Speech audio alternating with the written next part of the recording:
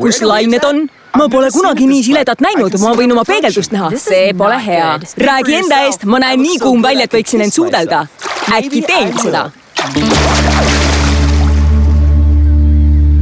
Pole hullu, tuul on olemas, lained jõuavad üsna kohe siia. Ainult natuke kannatlikkust on vaja.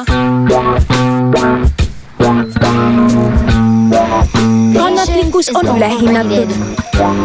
See oli moge! See pole loogiline, me oleme saare peal, kuidas saab siin mitte laineid olla? Tal on õigus, saarte ümber on tihtipeale vesi. Äkki on ookeani hoovused muutunud? Äkki on midagi kuufaasidega? Äkki on lained pahased, sest ma pissin neisse alati. Hüve meelt! Arvake mis? Ma lähen katuse korterisse tagasi. Mis juhtus, kas su isa andis alla või midagi? Täiega. Teil oli mingi surmalähedane kogemus. Mõttemaailma muutus, sai aru, et perekonna tähtsusest, blablabla.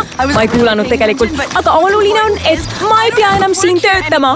See on vinge! Aga nüüd me ei saa enam koos olla. Ära muretse, me oleme ikka koos. Lihtsalt mitte siin nurkas. Kuule, mõni meist peab ikkagi siin elama. Aga jaa, see on nurgas. Ärge muretsege, luksuslik elu ei muuda mind. Kord kollanokk, alati kollanokk. Kindel see, muidugi.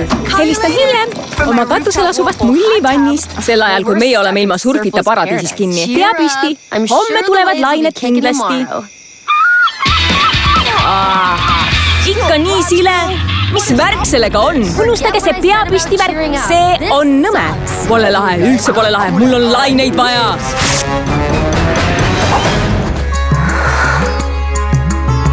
Vaata suvevaheaega Kids Zone TV-s.